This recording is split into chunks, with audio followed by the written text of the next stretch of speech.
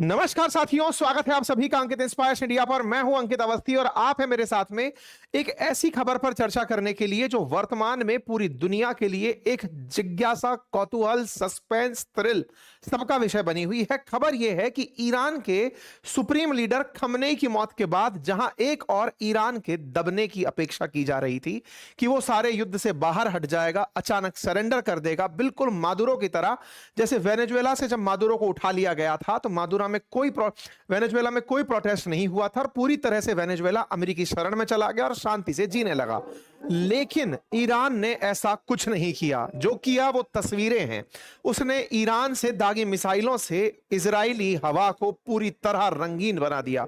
आज इजराइल के आसमान को अगर आप नजारों में देखें, बदलते धमाकों में देखें, स्थितियां ये हैं कि इजरायली शहरों में जाकर के अब गोले गिर रहे हैं। रिपोर्ट किया जा रहा है इजराइल में लोगों का मरना, रिपोर्ट किया जा रहा है इजराइल के अंदर लोगों का घायल होना। तस्वीरें आपके सामने हैं किस तरह से इजराइल के ऊपर ईरान के हमले हो रहे हैं। और ये हमले केवल इजराइल के ऊपर ही नहीं, मिडिल ईस्ट के उन सभी देशों में जहां जहां पर अमेरिकी बेसिस हैं वहां पर एक साथ खोल दिए गए हैं। इन हमलों से एक बड़ा प्रश्न बनता है और वो ये कि खमनेई केवल नाम नहीं, एक विचार बनकर ईरान का प्रतिनिधित्व कर रहे थे। खमनेई की मौत से जनता के अंदर वो उबाल और तेज आ गया। खमनेई समर्थक जो सरकारें हैं उन्होंने, या सरकार में जो लोग हैं उन्होंने उस बदले को अंजाम देने के लिए अब सारे रास्ते ओपन कर दिए हैं। वर्तमान में ईरान के राष्ट्रपति पजेश्कियन ने साफ साफ कहा है कि अब आप हमारा वो रूप देखेंगे जो शायद आपने कभी कल्पना भी नहीं की थी। यहां के जनरल का बयान है कि हम पिछले 20 सालों से केवल अमेरिका को अपने उत्तर में, अपने पूर्व में, पश्चिम में केवल शक्ति का प्रयोग करते देख रहे थे। फिर चाहे अफगानिस्तान हो या इराक हो, हमने हर जगह अमेरिका को ऑब्जर्व किया है और ऑब्जर्व किया है कि वो कैसे दुश्मन पर हमला करता है और क्या उसकी स्ट्रेटजी है। पिछले 20 साल से आज के दिन का इंतजार कर रहे थे। हम तैयार हैं, अभी तो आपने केवल झांकी देखी है, हमले होना बाकी है। इस तरह से ना केवल इजराइल को बल्कि अमेरिका को दी जा रही इन धमकियों में खमनेई के कारण उग्र हुई जनता दुनिया भर में, वो भी आज के सेशन में हम आपको बताने जाएंगे। हम बताएंगे कि भारत में कहां कहां पर खमनेई की मौत के बाद विरोध प्रदर्शन हुए, दुनिया में कहां हालात बिगड़े। पाकिस्तान में तो अमेरिका की जो काउंसिलेट है, अमेरिका के जो भी आधिकारिक ठिकाने हैं, उनके ऊपर जनता ने हमले कर दिए। दंगाइयों को कंट्रोल करने वालों पर पुलिस की दागी गोलियों से लगभग 9 लोगों के मौत की खबर आ रही है। दुनिया भर में खमनेई के कारण, खमनेई की मौत के कारण जो प्रतिक्रिया है वो जानने योग्य है। इस बीच में ईरान ने अपने यहां पर नया सुप्रीम लीडर, अंतरिम सुप्रीम लीडर के रूप में अयतुल्ला अली रेजी अराफी को नियुक्त किया है। लेकिन इनकी काउंसिल ऑफ एक्सपर्ट्स आने वाले 1-2 दिन में जो परमानेंट रहने वाले सुप्रीम लीडर हैं उनका नाम दे देगी। लेकिन टाइम भी सुप्रीम लीडर का पद चूंकि खाली नहीं रह सकता, तो अराफी को नया सुप्रीम लीडर अंतरिम रूप से बनाया गया है। आज जानेंगे कि अमेरिका और इजराइल इसे अब कैसे ले रहे हैं। क्या उन्होंने यह सोचा था कि खमनेई की मौत होते ही पूरा मामला ठहर जाएगा, पूरी तरह ईरान सरेंडर कर देगा, या फिर ये लोग भी तैयार थे आगे आने वाले समय के लिए? और अगर तैयार थे तो ट्रंप ने क्यों कहा कि ये लड़ाई आने वाले कई हफ्तों तक भी जा सकती है?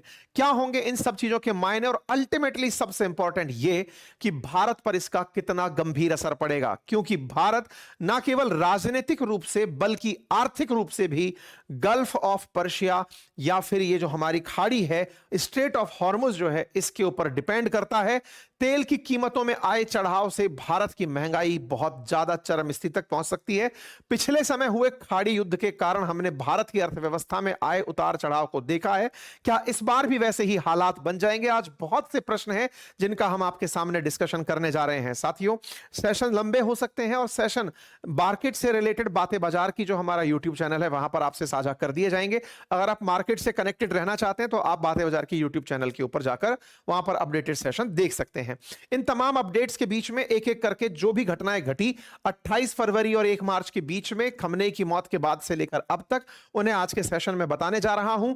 अमेरिका ने B2 बॉम्बर्स का इस्तेमाल किया, ना केवल B2 बॉम्बर्स का बल्कि उस एंथ्रोपिक के क्लॉड का भी इन्होंने फिर से इस्तेमाल किया, जो कि डिफेंस के अंदर पेंटागन हाउस, पेंटागन जो इनका रक्षा मंत्रालय है उसके द्वारा उस समय भी इस्तेमाल हुआ था जब इन्होंने वेनेजुएला में मादुरो को उठाना था। फिर से एआई का इस्तेमाल युद्ध में होना एक चर्चा का विषय है, क्योंकि इसी कारण से पेंटागन क्लॉड के ऊपर दबाव बनाया जा रहा है कि आप हमें इस्तेमाल करने दो। अल्टीमेटली साथियों, खमनेई की मौत अपने आप में पूरी दुनिया के लिए कई तरह से कई बड़ा सबक लेकर आई हैं। एक सबक यह कि खमनेई ईरान में इतने दिनों तक राज कर रहे थे, ऐसे में अमेरिका ने कुछ नहीं किया, अब अमेरिका करने में कामयाब कैसे हो गया।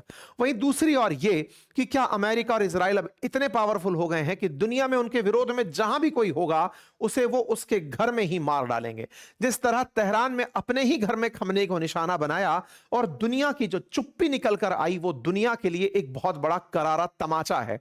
आज चाइना, रशिया जैसे देशों की प्रतिक्रियाएं अपेक्षित हैं, उन पर चर्चाएं होंगी। आप हमारे सारे जो यूट्यूब चैनल हैं उन्हें विजिट करते रहिएगा, क्योंकि सबके इंटरवल्स पर हम कुछ ना कुछ अपडेट दे रहे हैं, आप देखते रहिएगा। और ट्विटर हैंडल पर अगर आप बने हुए हैं तो हम वहां पर इसकी जानकारी लगातार दे रहे हैं। अंकित कुमार अवस्थी नाम से वेरीफाइड अकाउंट है, आप वहां पहुंच जाइएगा। साथियों, खमनेई की मौत पर दुनिया भर की प्रतिक्रियाओं में सबसे बड़ा सवाल यह था कि यह व्यक्ति death to America, death to Israel के लिए जाने भले ही जाते हों, लेकिन ईरान में इनके प्रति जो प्यार है वो जनता का दिख रहा है। एक तस्वीर जिसने सभी को सोचने पर विवश कर दिया है वो ये है।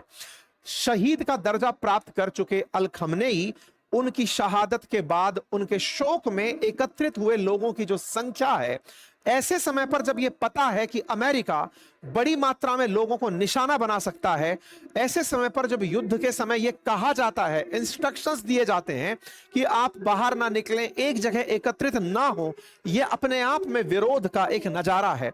यह वो नजारा है जहां ईरान के लोगों ने बीच सड़कों पर, इमामबाड़ों के अंदर एकत्रित होकर के, मस्जिदों में एकत्रित होकर के अपना विरोध प्रदर्शन किया।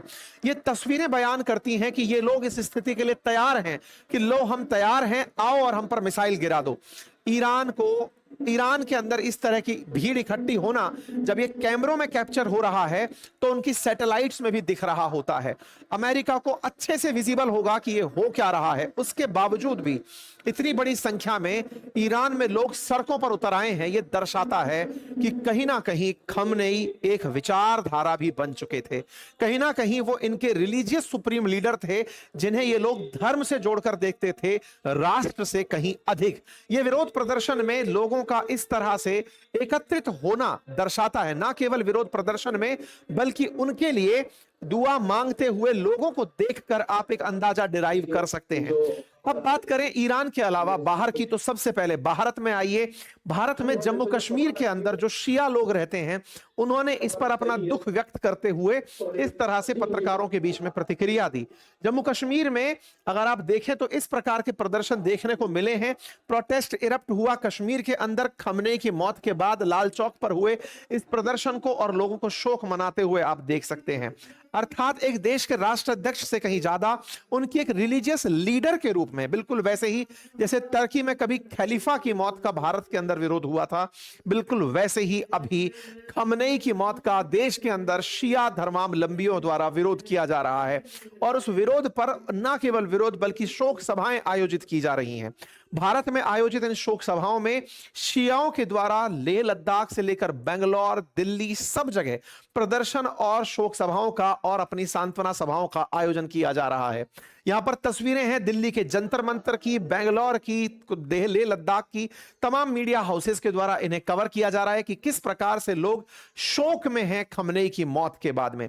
जहां तक बात हो जम्मू कश्मीर की अपोजिशन की, वो अपनी तरफ से इस बात को मेंशन कर रहे हैं कि नेतन्याहू जो अमेरिका को अब अपने निशानों पर नचा रहे हैं, उन्होंने, जो कि एक वॉर क्रिमिनल हैं, उन्होंने एक राष्ट्र के लीडर को मारा है और दुनिया इस बात पर चुप है, कोई प्रतिक्रिया नहीं है।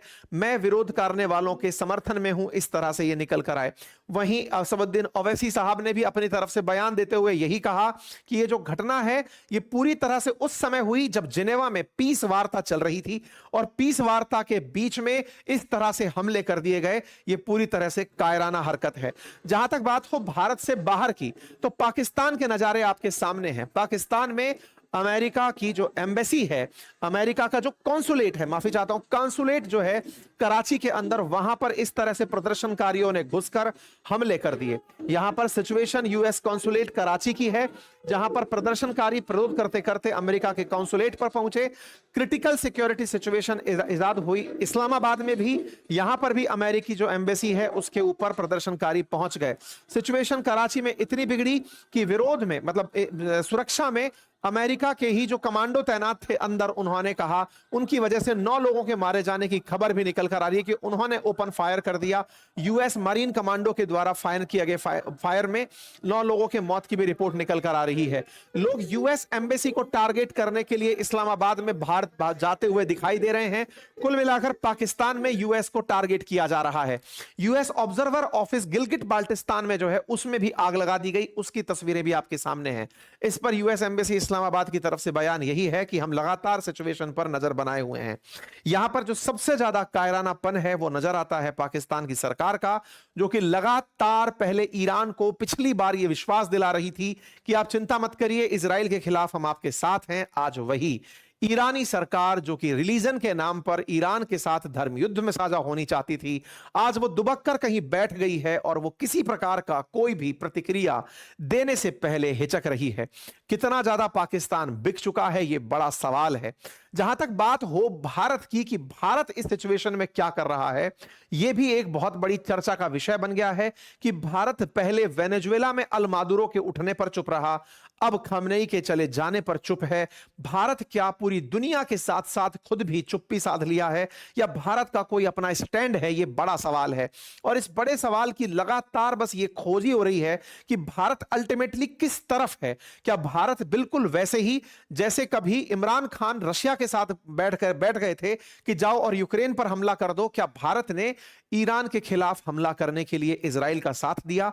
क्या भारत ने इजराइल से कहा कि आप हमला करो? ये सब है क्या? अब ये सारी अनसुलझी पहेलियां हैं जिन पर अब चर्चाएं होना बाकी हैं और इनका डिकोड होना बाकी है।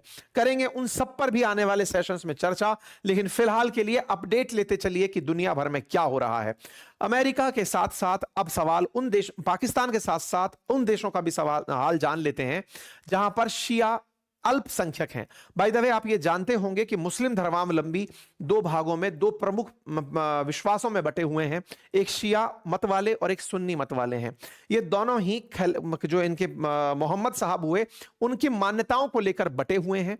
दुनिया भर में जहां तक शियाओं की बात है, शिया सबसे ज्यादा मेजॉरिटी में ईरान में है।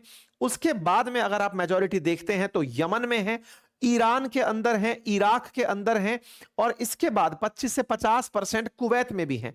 शिया जिस तरह से डिस्ट्रीब्यूटेड हैं, उनमें से ये जो जीसीसी कंट्री हैं ये सुन्नी बहुतायत है, और जो उत्तर की तरफ वाले देश हैं ये शिया बहुतायत हैं। अफगानिस्तान और पाकिस्तान में भी 10 से 25% तक शिया पाए जाते हैं।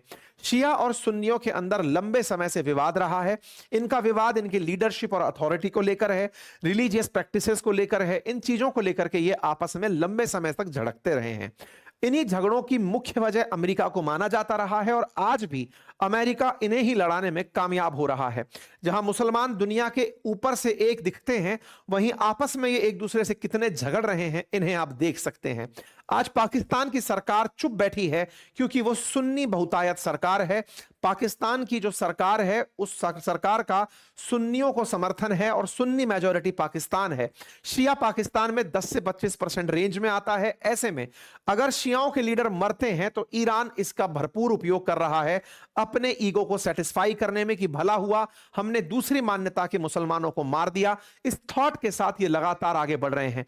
मैं इस बात को इसलिए बोल रहा हूं क्योंकि ईरान ने सुन्नी जो भी बेसिस थे उन्हें टारगेट किया है। कुल मिलाकर ये फिर से एक रिलीजियस कन्फ्लिक्ट में बदलता हुआ दिख रहा है। अमेरिका इसका भरपूर लाभ उठा रहा है और इसी लाभ में उसने सबसे पहले शियाओं के लीडर को खत्म किया।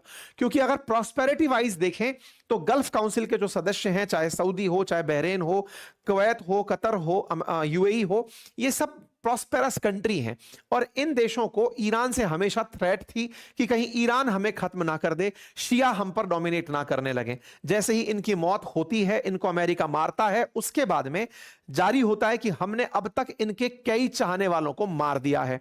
जानकारी निकलती है कि ईरान के कई टॉप लीडर्स को एलिमिनेट किया जा चुका है। ट्रंप इसे एक रेजिम चेंज का इवेंट बताते हैं, लेकिन इस रेजिम चेंज में ईरान में कुछ इस तरह से प्रतिक्रिया आई कि उन्होंने अमेरिकी ठिकानों को एक एक करके टारगेट करना शुरू किया, जिससे Israel, Iraq, Kuwait, Bahrain, Qatar, UAE, Oman, इन सब जगहों को निशाना बनाया गया। ईरान के राष्ट्रपति ने कहा कि हम लोग पूरी तरह से जो सुप्रीम लीडर रोहिल्ला खोमेनी और अली खोमेनी, उनके जो रास्ते दिखाए हुए हैं उन पर ही काम करने के लिए तैयार हैं। हम एनिमी बेसेस को पूरी तरह क्रश कर देंगे। ये आज का इनका अपडेट है, आज सुबह का। इसका मतलब यह हुआ कि खमेनी की मौत के बाद में इन्होंने सरेंडर नहीं, इन्होंने रिवेंज की भावना अपनाई है। और इस बात, खमेनी की मौत के बाद उनका काम संभालने के लिए जो सुप्रीम लीडर हैं, उनके लिए 3 लोगों की एक संयुक्त काउंसिल बनाई गई है। उस इंतरिम काउंसिल के अंदर खुद राष्ट्रपति हैं, राष्ट्रपति के साथ साथ जुडिशियल चीफ हुसैन मोहसिन ऐज़ी हैं, और तीसरा इनके साथ में काउंसिल मोहम्मद अली अराफी हैं। तो ये जो अली अराफी हैं, इन्हीं के बारे में मैंने आपको बताया था कि ये अंतरिम सुप्रीम लीडर बनाए गए हैं। और साथ ही साथ जो अन्य शिया लीडर्स हैं, जो रिलीजन के अंदर इनका सपोर्ट करते आ रहे थे, जो सत्ता में नहीं थे लेकिन धर्म के लीडर्स थे, उन्होंने इसके खिलाफ फतवा जारी किया है कि अमेरिका से हमें बदला लेना है। अराफी अभी ताजा लीडर नियुक्त किए गए हैं, जो अंतरिम लीडर हैं। जहां तक बात हो ईरान के विदेश मंत्री की बयानों की, उन्होंने अपनी तरफ से कहा कि हमारी जो मिनिस्ट्री मतलब काउंसिल ऑफ एक्सपर्ट्स है, असेंबली ऑफ एक्सपर्ट्स है, वो लगातार नजर बनाए हुए हैं। हम जल्दी ही अपना मेंबर इलेक्ट करेंगे और सुप्रीम लीडर के पद तक उन्हें बिठा देंगे। इसी बीच में ईरान ने अपनी तरफ से तेल अवीव पर बहुत सारे हमले किए। खबर निकलकर आई कि गल्फ ऑफ ओमान, जो कि भारत की तरफ आने वाला जल है, उसमें ऑयल टैंकर को निशाना बनाया गया। ना केवल ओमान के वाटर में, बल्कि इसके साथ साथ कुवैत भी प्रतिक्रिया में निकलकर आया। स्ट्रेट ऑफ हॉर्मुज में हमले होने शुरू हो गए हैं। तेल के ठिकानों को नुकसान पहुंचाया जा रहा है। सैकड़ों की संख्या में पानी के जहाज पानी में ही एंकर डालकर खड़े हो गए हैं। चलना लगभग बंद हो गया है। मैं आपको फिर से बता दूं साथियों, ये पर्शियन गल्फ है, स्ट्रेट ऑफ हॉर्मुज से होकर निकलती है और ओमान की खाड़ी से होते हुए अरब सागर से ये तेल को लेकर भारत पहुंचती है। साथियों, ना केवल भारत बल्कि चाइना के लिए भी तेल यहीं से होकर जाता है। अब चूंकि भारत की ऊर्जा आवश्यकता का अधिकतम हिस्सा इसी क्षेत्र से होकर आता है, ऐसे में ईरान के द्वारा इस पूरे क्षेत्र को एज एक्सपेक्टेड ब्लॉकेड में डाल दिया गया है। इस क्षेत्र के अंदर अब गोले चलाने शुरू हो गए हैं। ऑयल टैंकर्स को निशाना बनाया जाना शुरू हुआ है। अमेरिका ने रिवर्स कहा कि हमने 9 ऑयल के टैंकर डुबो दिए हैं। टेक्निकल बात यह है कि तुम डुबो रहे हो या ये डुबो रहे हैं, कोई भी जहाज लेकर नहीं निकलेगा। गलतफहमी का कोई भी शिकार होना नहीं चाहेगा कि सब हमारा जहाज डूबे। जहाज जहां थे वहीं पर रुककर खड़े हो गए हैं। ऐसे में ओमान के जल के अंदर, ओमान के पानी के अंदर जिस तरह से ऑयल टैंकर डुबोया, इस पर कतर को बड़ा दुख हुआ कि भाई तेल हमारा जा रहा था, तुम मरवा दिए। तो ऐसे में ईरान के खिलाफ अब ये सब लोग भी कहीं ना कहीं रिटेलिएटरी मोड में आ रहे हैं। स्ट्रेट ऑफ हॉर्मुज बहुत खास है और यही भारत की सबसे बड़ी चिंता है कि कहीं आने वाले समय में हमारे लिए तेल बहुत ज्यादा महंगा ना हो जाए। एक वीडियो बहुत वायरल हो रहा है जिसको मैंने अपने ट्विटर हैंडल पर डाला था। मैं आपसे फिर निवेदन करूंगा कि अगर आप अपडेटेड रहना चाहते हैं तो इसे जाकर फॉलो कर लीजिए। हम सेशन भले ही एक लेकर आते हैं बीच बीच में, लेकिन आपको अपडेट हम दिन भर यहां देते रहते हैं, जो कि एकदम वेल रिसर्च्ड कंटेंट डालने के प्रयास में शामिल है। साथियों, यहां पर हमने एक जानकारी साझा की थी जिसमें जनरल इब्राहिम जब्बारी ने कहा था कि हमें हथियारों के भंडारों में केवल अभी आपको वो मिसाइलें दिखाई हैं जो कि केवल सुपरफिशियल थी। असली हथियारों का प्रदर्शन तो अब हम करने जा रहे हैं। इसका कयास लगाया जा रहा है कि कहीं ईरान ने न्यूक्लियर बॉम्ब तो नहीं बना लिया था, कहीं ऐसा तो नहीं कि ईरान इस तैयारी में हो कि ठीक है पहले तक चेक करेंगे कि क्या कर सकते हैं, बाद में कुछ अमेरिकी ठिकानों को निशाना बनाने के लिए कुछ गंभीर कदम तो नहीं उठा लेगा। दुनिया में चिंता का माहौल बढ़ता चला जा रहा है। एक और चिंता भी है और वो ये है, अमेरिका बहुत दूर बैठा है। अमेरिका में कोई बम जाकर नहीं फट रहा है, कोई भी मिसाइल अमेरिका में नहीं पड़ रही है। अमेरिका ये लड़ाई लड़ रहा है किसी और कॉर्नर पर आकर के। अमेरिका को कोई फर्क नहीं पड़ रहा है। इजराइल है, इधर मिडिल ईस्ट में उसके सेंटर्स हैं, उसके तो बस सैनिक हैं, सैनिक और उसका असलहा, उन्हें लेकर वो दुनिया में कहीं भी युद्ध करने पहुंचा हुआ है। लेकिन एक इंटरेस्टिंग बात जो निकल कर आती है वो ये कि अमेरिका का हथियारों का जखीरा जो कि इन सब देशों की सुरक्षा की जिम्मेदारी लेकर बैठा है, क्योंकि अमेरिका के जहां जहां बेसिस हैं उनकी सुरक्षा में उसे इंटरसेप्टर मिसाइल सिस्टम लगाना पड़ा।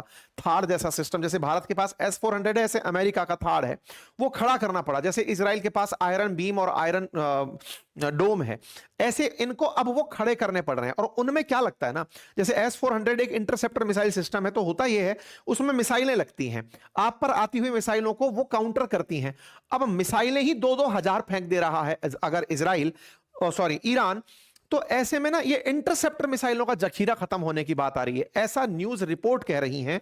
द वॉल स्ट्रीट जर्नल की रिपोर्ट यह कह रही है कि अमेरिकी सेना के शीर्ष जनरल ने बताया है कि उनके ऊपर हथियार भंडारों का बड़ा दबाव आ रहा है, क्योंकि इतने बम गोले नहीं हैं कि वो हर देश की सुरक्षा में खड़े किए जा सके। वो बार बार इंटरसेप्टर मिसाइलें चला रहे हैं, लेकिन ईरान ने जब से निशाना बनाना शुरू किया है, वो लगातार बढ़ते हमलों के चलते एयर डिफेंस सिस्टम इस्तेमाल होते होते कहीं मामला खराब या खत्म ना हो जाए। ऐसे में ईरान ने अपना शक्ति प्रदर्शन शुरू किया है। उसने हथियारों के जखीरे दिखाए कि देखो बेटा, हमने ना शहीद मिसाइलों की टनल बना रखी है। ये सारी वो मिसाइलें हैं जिनके पंख लगे हुए हैं, ये ड्रोन हैं जो एक तरफा वार करते हैं, इनमें बस बत्ती लगाई, हमने टारगेटेड ऑपरेट किया और जाकर के ये उड़ते हुए जाकर, ग्लाइड करते हुए जाकर उड़ेंगे। इस तरह से इन्होंने बकायदा अपने जखीरों का प्रदर्शन किया है कि अभी तो हमारे टनल्स में से इनका निकलकर आना बाकी है। कुल जमा अर्थ यह है कि ईरान के पास बहुत सारे वेपन्स हैं और उन वेपन्स को ही अब इजराइल और अमेरिका टारगेट कर रहे हैं। असल में ये टनल्स में है और इन टनल्स को बहुत जमीन की गहराइयों में रखा गया है। ऐसे में इनका निशाना बनाने के लिए B-2 बॉम्बर जैसे बम वर्षक फ्लाइट्स की, विमानों की आवश्यकता है। तो अमेरिका ने फाइनली इन्हें निशाना बनाने के लिए B-2 बॉम्बर्स का भी उपयोग करना शुरू कर दिया है।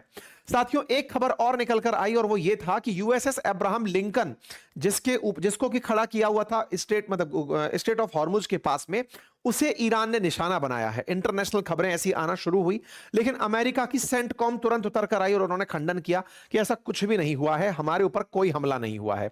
इसी बीच में जो फॉरेन मिनिस्टर हैं ईरान के, उनका कहना है कि हमने 20 सालों तक अध्ययन किया है अमेरिका का कि वो हमारे पूर्व और पश्चिम में कैसे हमले करता था। हमने अपनी तरफ से bombing in our capital have no impact on our ability to conduct war. Decentralized mosaic defence enables us to decide when and how war will end।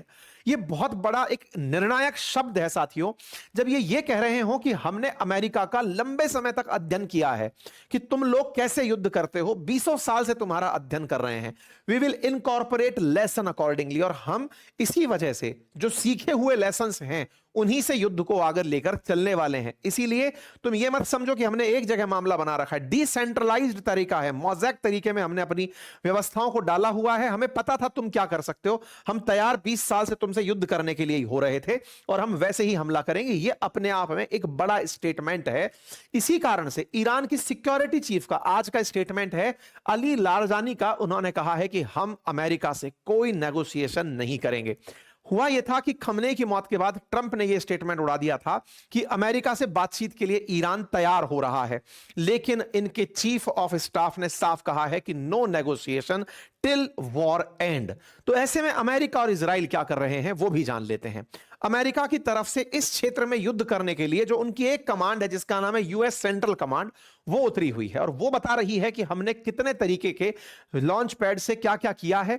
और साथ ही साथ ये ऑपरेशन एपिक फ्यूरी, आपको याद होगा मैंने कुछ दिन पहले आप लोगों को बताया था कि ईरान के हाइफा में यूएस का एक जहाज आकर के रुका था R-4 नाम से, जो अमेरिका का सबसे बड़ा एयरक्राफ्ट कैरियर है, 75 विमान रखता है।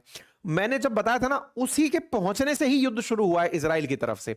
इजराइल के पास जब वो जाकर खड़ा हुआ, R-4 ने ही वहां से फ्लाइट उड़ाना शुरू किया। सेंटकॉम उसको ऑपरेट कर रहा है। ये है वो B-2 बॉम्बर जो टनल्स में ये दिखा रहे हैं ना, हमारे पास मिसाइलें हैं, हमारे पास में ड्रोन्स हैं, उनको निशाना बनाने के लिए इन्होंने B-2 बॉम्बर को फिर से बाहर निकाल लिया है। B-2 बॉम्बर इनका स्टेल्थ बॉम्बर है, इसे आप निशाना नहीं बना सकते और ये मतलब बहुत 2000 LB के बॉम्ब्स को ले जाकर गिरा सकता है। मतलब जितने घातक बम गिराए जा सकते हैं, वो बम गिराने के लिए B2 बॉम्बर जाना जाता है। मतलब हजारों किलो का बम एक बार में गिरा करके कि लो बेटा गड्ढा ही खोद देंगे, तुम चाहे कितना भी गहराई में अपनी मिसाइलें छुपा कर रखे हो।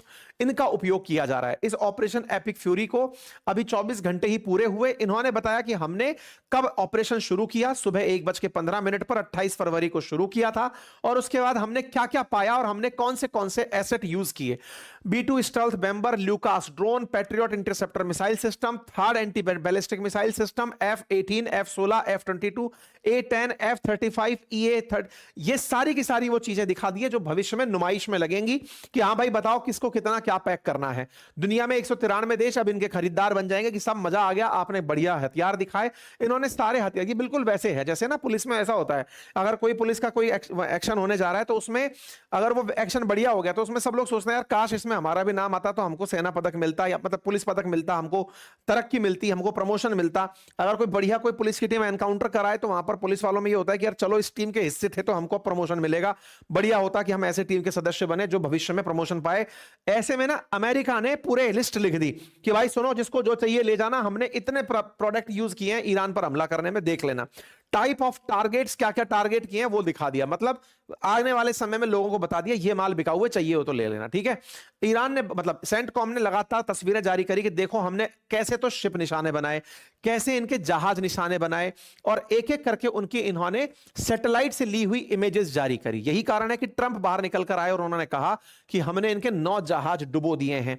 ये सारे इन्होंने असला प्रदर्शन किया और कहा कि हमने 9 ईरानियन नेवल शिप्स को पानी में डुबो दिया है। ट्रंप ने अपनी तरफ से यह बयान दिया और उन्होंने कहा कि ऑपरेशन एपिक फ्यूरी अपने आप में एक बड़ी सफलता है और हम बहुत तेजी से उसके अंदर आगे बढ़ रहे हैं।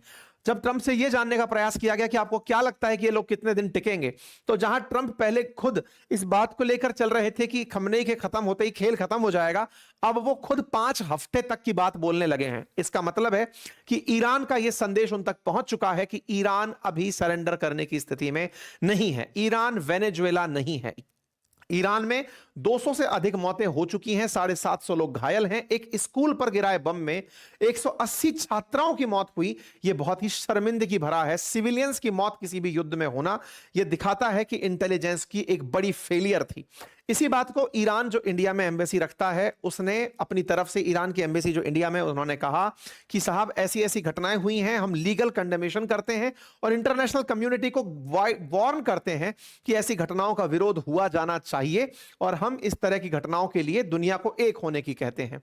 इस बात पे इजराइल की तरफ से क्या चल रहा है, तो इजराइल अपनी तरफ से पूरी तरह सिक्योरिटी मीटिंग्स में लगा है और वो अब लेबनान को निशाना बना रहा है कि भाई लेबनान के अंदर से लोग भाग के निकलो क्योंकि हिजबुल्लाह हम पर हमले की तैयारी करने वाला है, ईरान का बदला लेने की। तो ऐसे में लेबनान से जो भी थ्रेट है इजराइल को, अब वो उन्हें निशाना बनाने की तैयारी में लग रहा है। भारत का क्या रहा?